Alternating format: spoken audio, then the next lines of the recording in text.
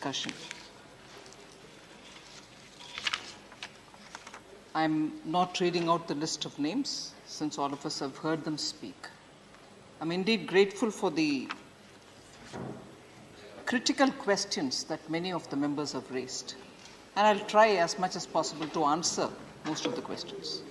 So first, let us understand and appreciate the fact, on which many of the speakers have also mentioned, that the insurance sector is a very highly regulated sector, where the regulator actually approves every product that is sold or given out for premium by the insurer. So the regulator approves the products, he approves the pricing, he regulates the pricing, the investment is regulated, and also the marketing is also regulated. So when we are talking of a sector which is insurance, it's a very highly regulated sector. And as was rightly pointed out by Honorable Member Sushil Modi, who's been a finance minister till recently in Bihar, the FDI limit is not a compulsion. It sets only the upper limit. Increasing the limit does not mean foreign investment will certainly come to that automatically to that level to all companies. Every promoter, every company will decide for themselves whether they want that kind of money, to what extent they want, and so on. So this enabling amendment is only to allow them to receive some money but not exceed 74. So it is for the companies and the promoters to decide to what extent they want that money. And the policyholders' money which is going to be collected will have to be invested within India only. It cannot be crossing our boundaries. So FDI, why do we need it? I'll get into specifics of some of the questions which have been rightly raised by the honorable members, because they are concerns. Really, does the industry need this money? Don't they have enough money? They are all very pertinent questions, sir. So I'll try to definitely address. But when money comes, and when there is more competition, there are more organizations, more firms doing this, greater competition means that the person who takes the insurance is going to be having better deal given to him, and they are common people of India who will have a better deal given, better negotiated premium, total insurance, the package which is being given will be better. So competition strictly is for betterment.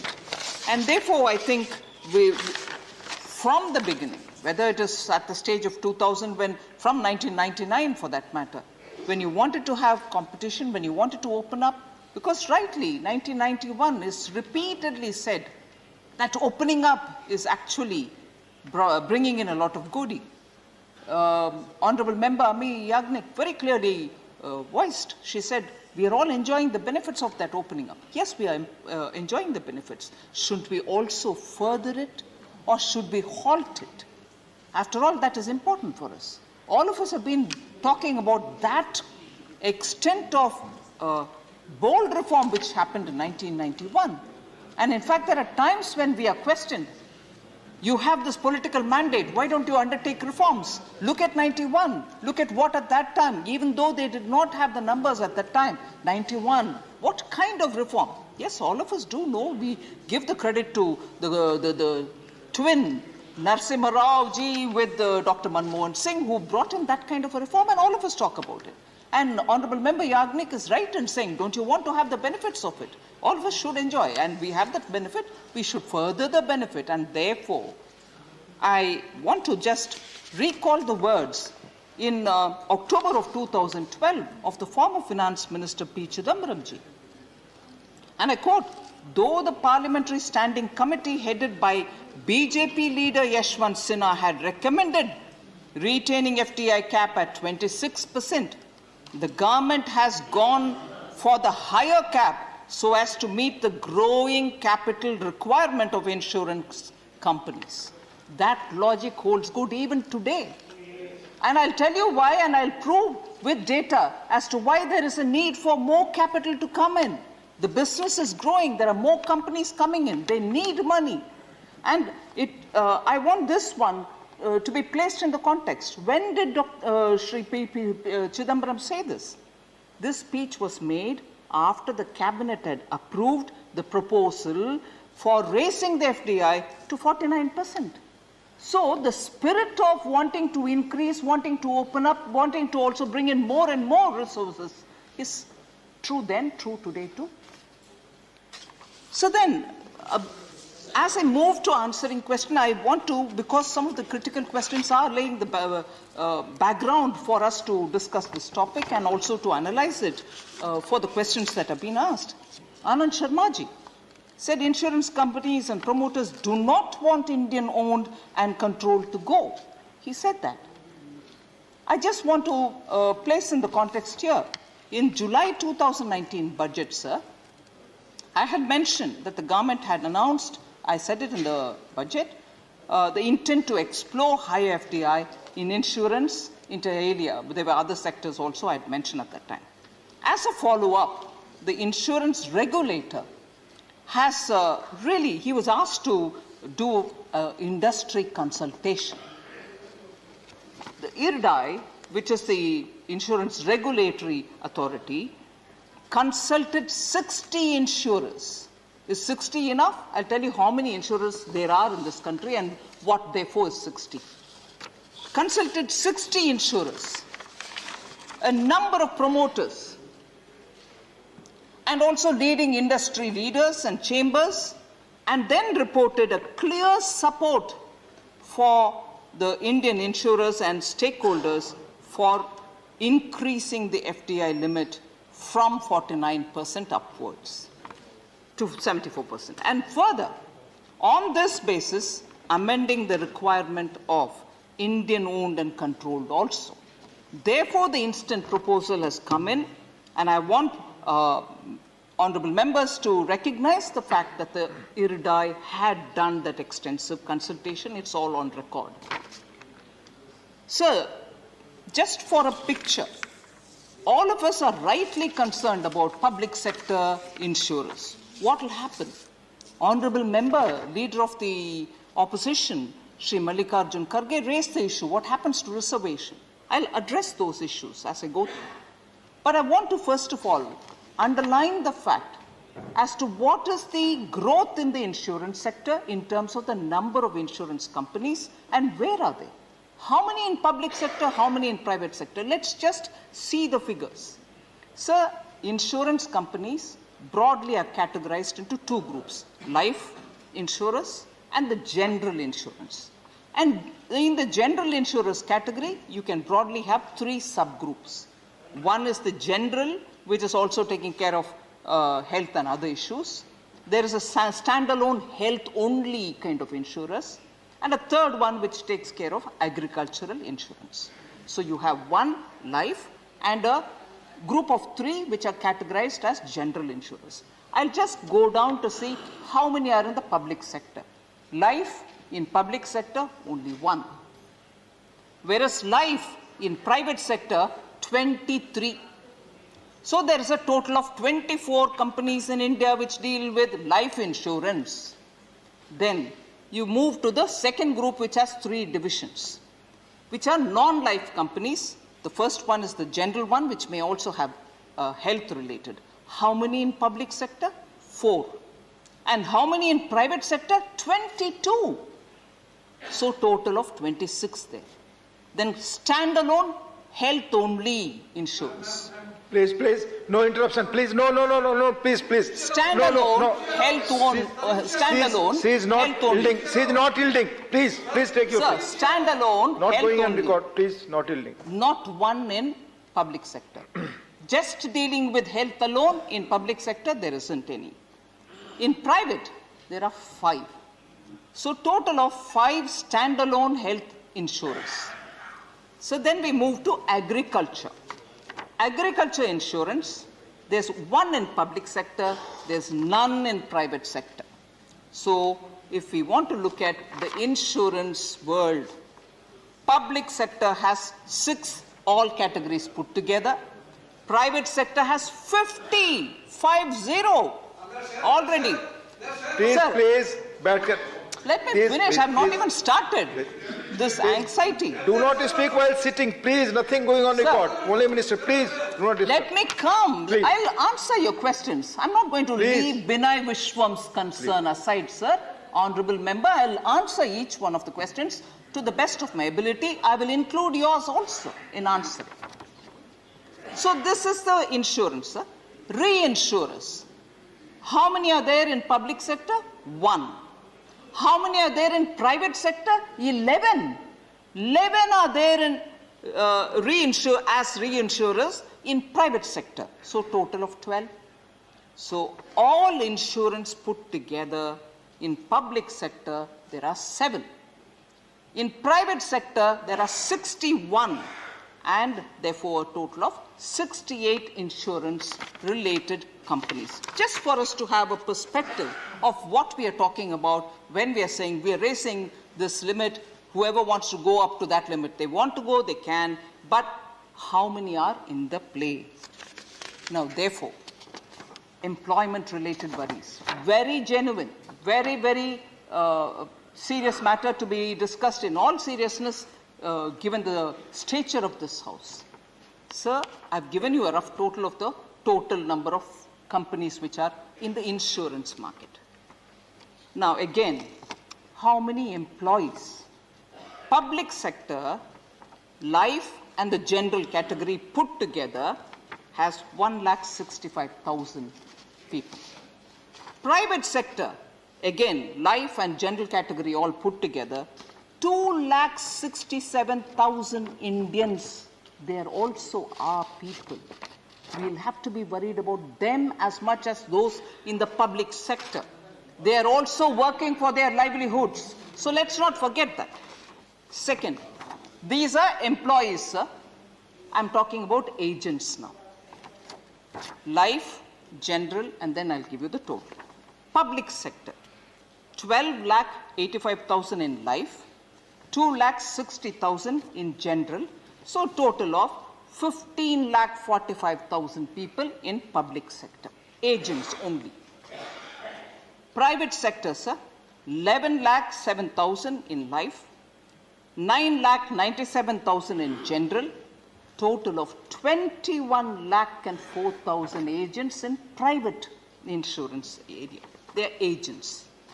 So total of employees and agents in public sector is around 17,10,000, whereas in private sector, 23,71,000 people are working both as employees and agents. That is the total, just to get a perspective. So just one quick wrap-up, which many members did speak about, that even in 2000, foreign investment was taken up to 26%. In 2015, the limit was raised to 49% of the paid-up equity capital of such companies, which are Indian-owned and controlled.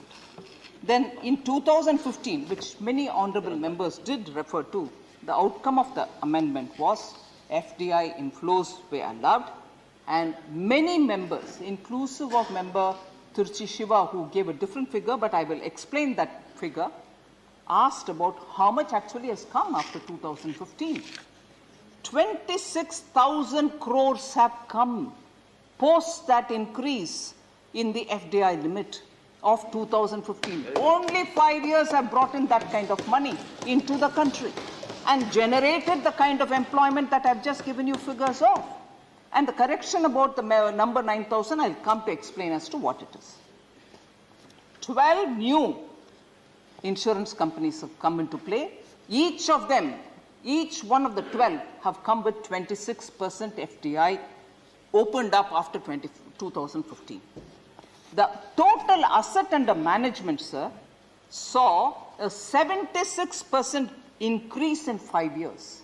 A rise which is 76%, when actually the rise, if you were to get a rough number, the nominal GDP rise was only 63%.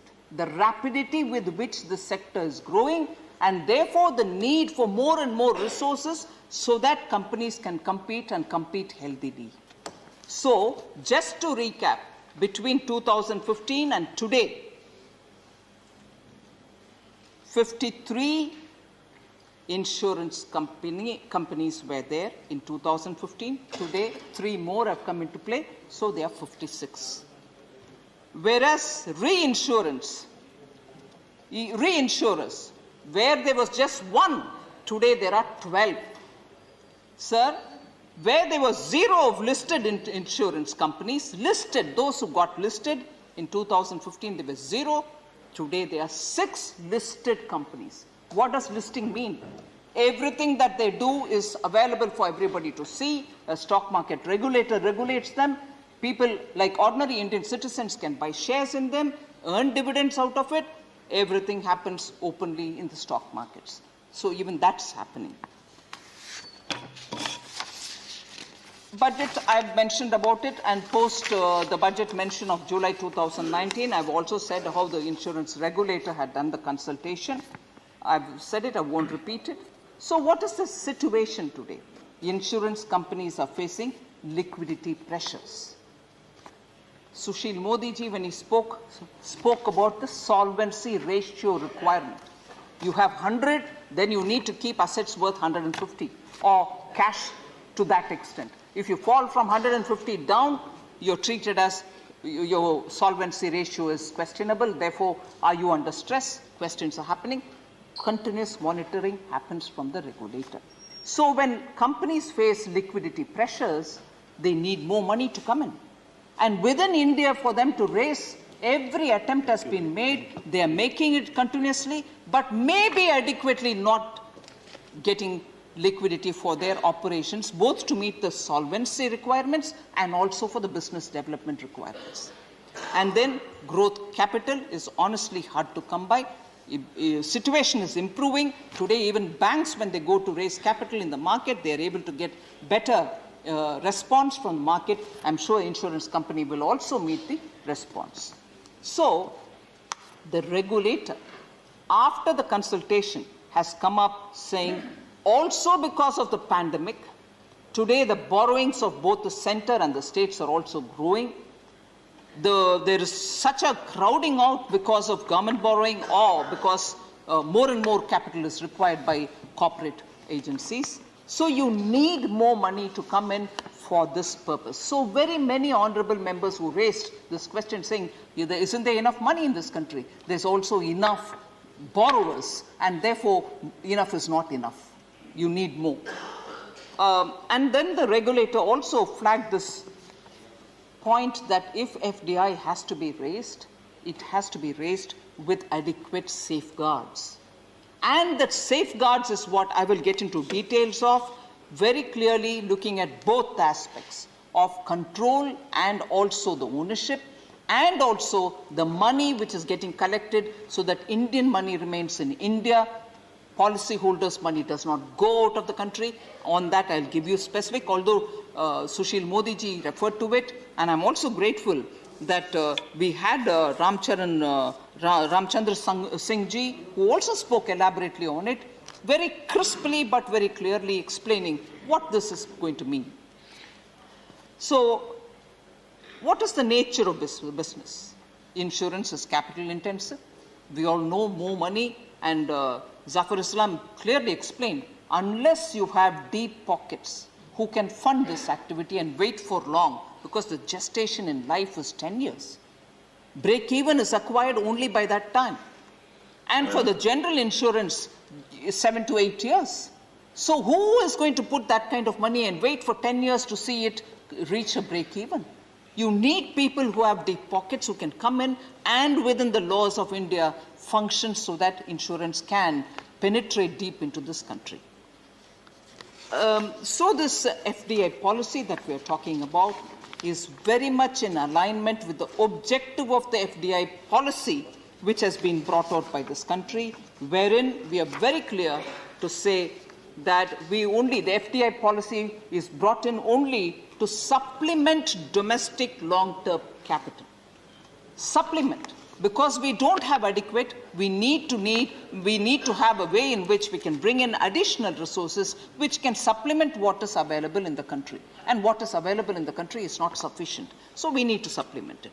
And the FDI policy, therefore, will, with the additional capital which comes in, enhance the insurance presence in this country. Penetration is the word we are using. What is there? To go deep into the country and touch the poorest of the poor with some kind of a insurance inclusion. You all know that Jan Dhan Yojana brought in the financial inclusion. I was also very impressed by one of the members who spoke about Swamitwa. Was it Manoj Jaji? Swamitwa. I was glad to hear that word. Who actually is doing Swamitwa to the rural poor? Prime Minister Modi. Swamitwa is asking. We've given digitized records to poorest of poor who hold small bits of land. They can't even have papers in their hand. Unless they have the paper, they can't go to the bank and raise a loan.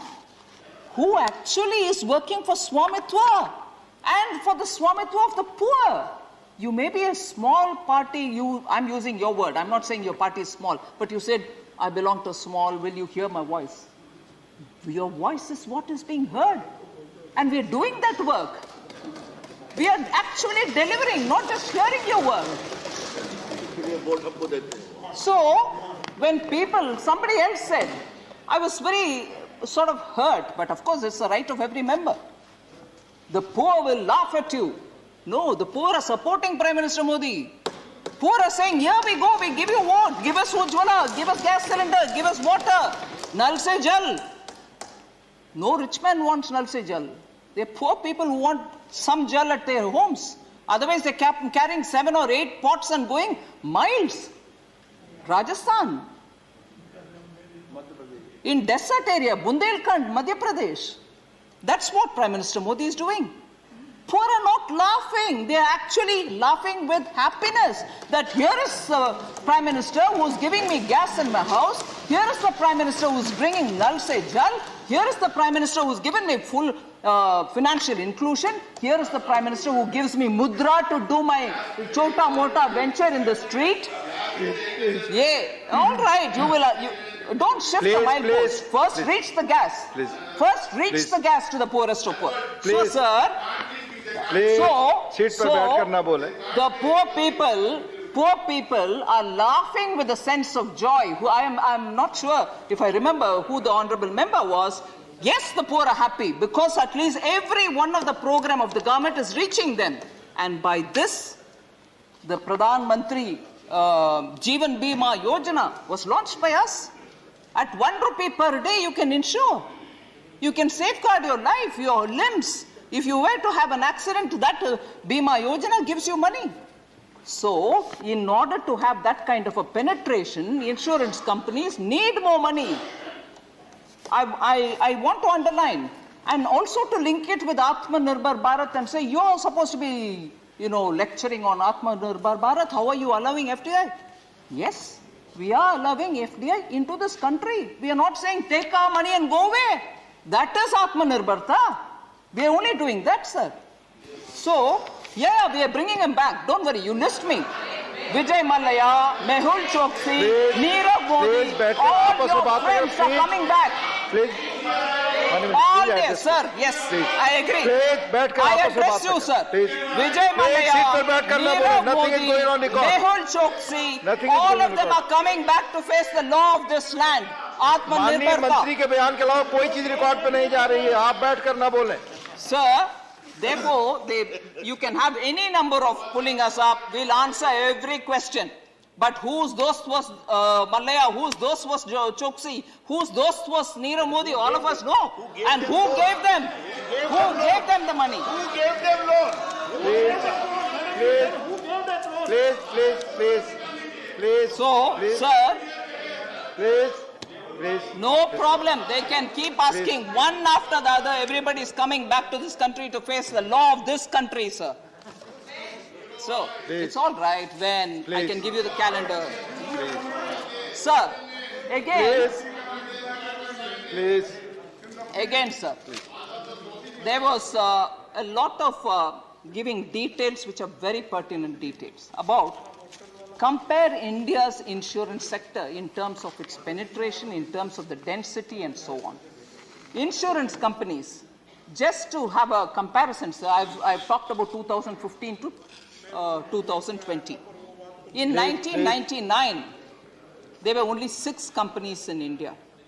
In 2019-20, thanks to all the opening up, liberalization, 1991 onwards, various stages, 2000, before that 1999, 2000, 2015. Today, when I said 2019-20, there are 70 companies. From 6, it has come to 2019, 70 insurance companies. What is the penetration, sir? When I say penetration, premium to GDP. We had a penetration of 2.71 in 2001. Today it is increased to 3.76. Today, when I say today, it is 2019-20. Now just compare that with the rest of the world.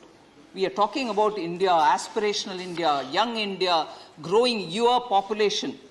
If in 2019-20 we have 3.76%, sir, just look at the penetration. That's a penetration figure.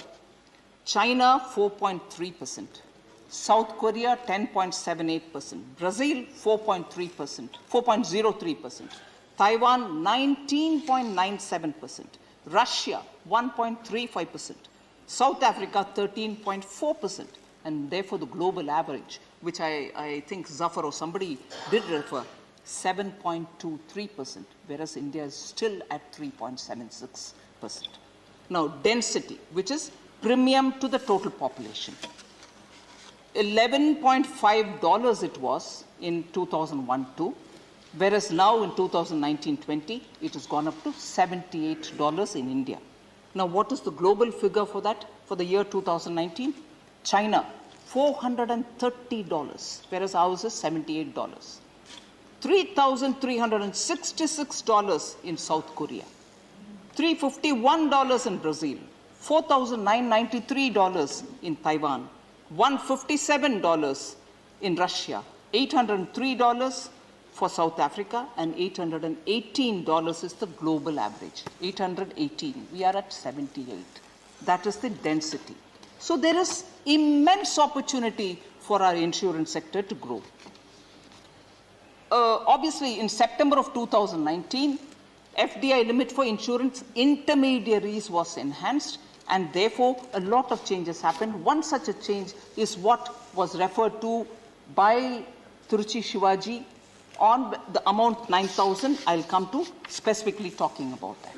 So sectoral performance, just one data which I want to bring to the notice of honorable members in the House. If you look at the premium within India, sir, underwritten by general and health insurance, I'm taking the source from IRDAI, the regulator, public sector insurers, premium as a market share, in 2018-19 it was 40.52, whereas now in 2019-20 it is 38.78, public sector insurance. Private sector insurance, in 2018-19 it was 47.9, today, meaning 19-20, it is 48. So just compare the public sector and private sector. Public sector insurance market share is 38.78, whereas private sector's market share is 48.03. So slightly closer to half of the market share is with the private sector. Then standalone health and specialized insurers, I can give you the figures, but I just want to bring that perspective back to this debate. Sir,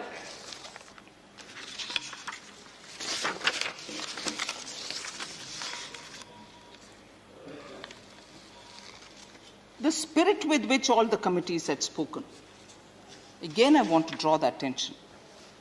Why should, this question was raised, why should owned and controlled, as two words which are part of the definition, be amended?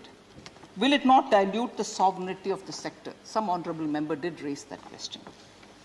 Here the word, I want to underline this, here the word controlled means right to appoint a majority of directors, control the management of policy decisions, including by virtue of their shareholding or management rights, or shareholder agreements or voting agreements. So, by raising the FDI limit to 74%, dropping the word owned becomes a natural corollary. As regards the control, budget announcement has stated some conditions that inter alia include majority of directors, which I think some members did highlight. Sushil Modi spoke about it. Majority of the directors in the board and key management persons, KMPs as they are referred, to be resident Indians, which means every law of the land will be applicable on them. And a specific percentage, this is very important, and a specific percentage of the profits to be retained as general reserve. It cannot leave at all. So I think this sort of should remove the doubt from the minds, saying foreigners are coming, foreigners are going to put money. Somebody did say back again colonialism. No. Back again mercantilism. No, sir. The laws of this land are fairly mature. They can control every operation which happens in this country. Nobody is just going to take it away and make us sit and watch. So, sir, just for a minute, I'll go back to 1994. I did hear one of the honorable members speak about Malhotra Committee, which was set up in 1994. And the Malhotra Committee was set up for insurance sector, and it recommended a non-controlling stake of foreign partners. 1994, BJP was not in power. And that Malhotra Committee said and strongly recommended non-controlling stake of foreign partners. From 94, it is going on.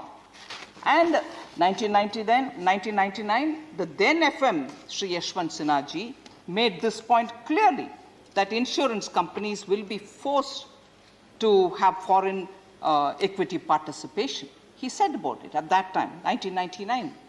And he also stated that the standing committee that was represented by all parties recommended 26% of foreign participation in the insurance sector to improve customer service, to bring in new products, to bring in technical know-how for the sector. And again, the same spirit applies even today. Sir, Tiruchi Shivaji, one or two points which I want to lay for his consideration on the points that he had raised. There is little demand for FDI and therefore no need for increasing FDI limit. I think I sort of addressed that. I just want to repeat. Currently, 22 out of the 56 direct insurance companies in India have already received 40%, around 40% of FDI. Average FDI in private direct insurance other than reinsurers I'm talking about, is about 31% only. They have not touched 49.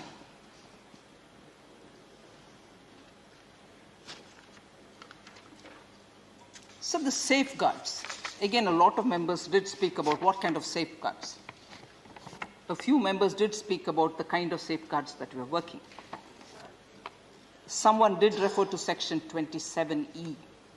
Section 27E of the Insurance Act very clearly says, and that is intact, it is in place, and that itself will explain the fact. No insurer, and I'm reading from that, no insurer shall directly or indirectly invest outside India the funds of the policy holders. This is the line in the Act. Section 27E says that in the Insurance Act, and that is still intact. It shall remain there. Indian insurance companies, sir, having foreign investment, will be required to retain specific percentage of the profits as a general reserve. You're right, Anand Sharma ji.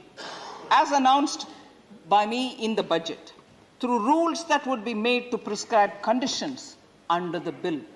This will ensure that reserves are available for meeting policyholder claims regardless of a foreign investor's own financial condition. That is something which I want to underline. That money which is going to be in the general reserve, even if that insurer promoter becomes or gets into difficulty, that money is there for you to pay up every insured member's claim. So citizens' claims are being protected by this general reserve, which is also being created. As announced in the budget, sir, a majority of the directors, key management persons of the Indian insurance companies will be resident Indians and therefore always be within the reach of all Indian laws and courts. In addition, 50% of the directors will be independent directors, so there will be a good watch on how the company's decisions are being taken. Which is exactly, I would like to repeat the budget line that I had said. I quote, under the new structure, the majority of directors on the board and key management persons would be resident Indians, with at least 50% of directors being independent directors and specified percentage of profits being retained as general reserve. That's the core, sir, which should address the concern of majority of the members who asked the questions on it. So, very important issue. Before I get into that, again the point of Tiruchi Shivaji, who spoke about a 9,000 crores money. Sir, IRDAI's annual report is the source from where I'm taking this, and the source of foreign investment figure of 9,544. You said 9,500, sir? 9,544, which pertains to foreign reinsurance branches, not Indian insurance companies, as of 2019. Today, this figure stands at 10,387 crores. So FDI in insurance companies, not the 9,500, which is for reinsurance, FDI in Indian insurance companies is over 26,000 crores post 2015. So just 5 years, and I therefore want to say 20,000 crores is not a wrong figure. That's the figure for the FDI which has come into this country post the amendment in 2015. What you quoted, Honorable Member Shiva, is the reinsurance money. So the very important question, sir, and I want to highlight the fact that Government of India, Prime Minister Modi, 100% committed to the social justice point of view, which has been raised by several members. I am happy to say that we stand by the constitutional affirmative action and every reservation that has been provided, and therefore, when I've quoted the number of public sector insurance companies, the reservation policy is fully implemented, protected, guarded. It shall be like that today, it shall be like that tomorrow. So, I want to assure that this number of companies which are in the open market as private companies, when they need money, Please. I wish members hear me out, sir. I wish members hear me out, because I've taken every one of their questions. Every one of their questions, sir, I've taken it seriously. I'm addressing with all the responsibility that is within my command to say Government of India. And actually, sir, I don't want to speak politics. If there are instances of repeatedly proving our commitment for the scheduled caste, scheduled tribes, and also for the BCs, it is Prime Minister Modi and his government. BC Commission was us.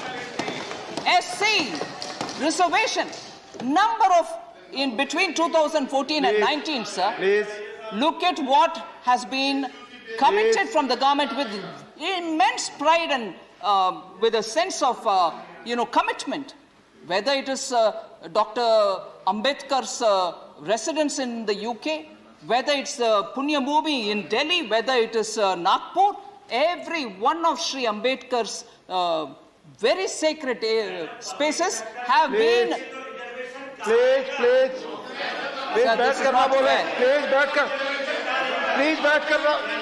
आप कोई बात record पे नहीं जा रही आपकी, कोई बात रिकॉर्ड पे नहीं जा रही, प्लीज बैठे, प्लीज, नो सर, माननीय मंत्री जी को please,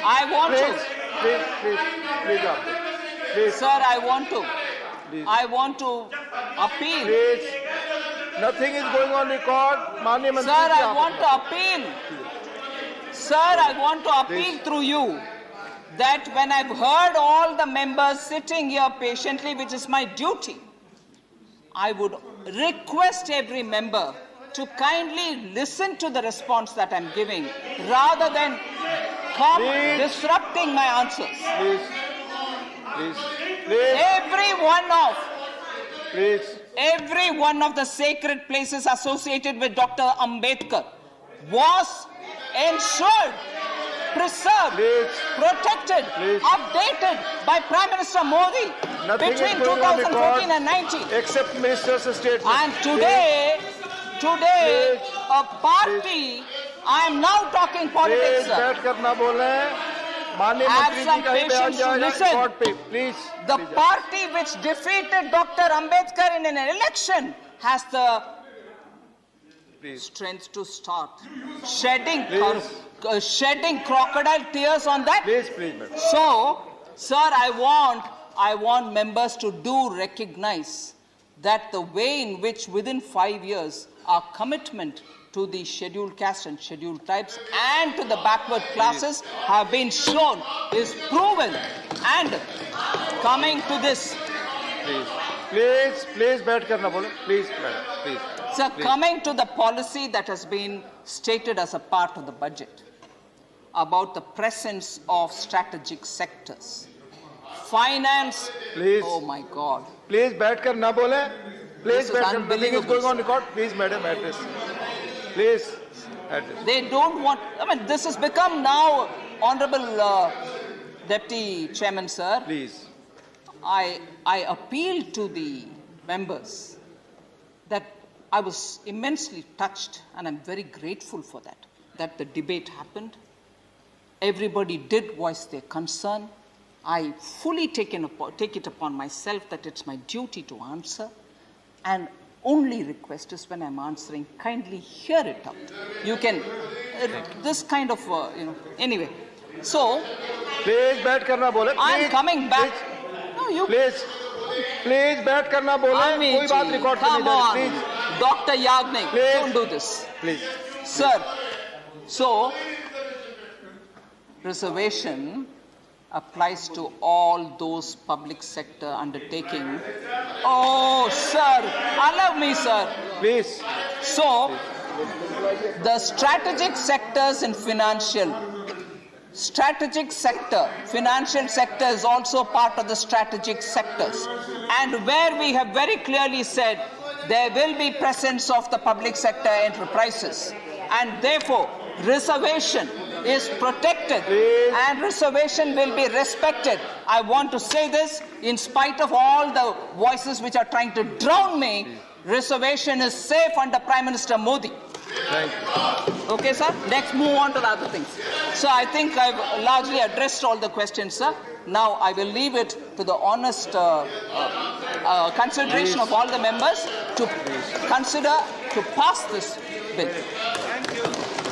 Srimati Nirmala Sitharaman to move a motion for consideration of the Insurance Amendment Bill 2021. The question is that the Insurance Amendment Bill of 2021 be taken into consideration. The question is that the Insurance Amendment Bill 2021 be taken into consideration. Nothing is going on record. Those in favor will please say aye. Those against will please say no. Those against will please say no. I think the ayes have it, the ayes have it, the ayes have it. The motion is adopted. The motion is adopted. We shall now take up clause by clause consideration of the bill. Clauses 2 to 4 stand part of the bill. Those in favor will please say aye. Those against will please say no. I think the ayes have it, the ayes have it, the ayes have it. Clauses 2 to 4 are adopted. Clause 1, the enacting formula and the title stand part of the bill. Those in favor will please say aye. Those against will please say no. I think the ayes have it, the ayes have it, the ayes have it. Clause 1, the enacting formula and the title are adopted. Srimati Nirmala Sitharaman to move that the bill be passed. Sir, I rise to move that the bill be passed. Motion moved that the bill be passed. Those, the question is that the bill be passed. Those in favor will please say aye. Aye. Those against will please say no. I think the ayes have it, the ayes have it, the ayes have it. The bill is passed. Message from Lok Sabha, please. Message from Lok Sabha. Message from Lok Sabha. Secretary General, please. Sir, with your kind permission,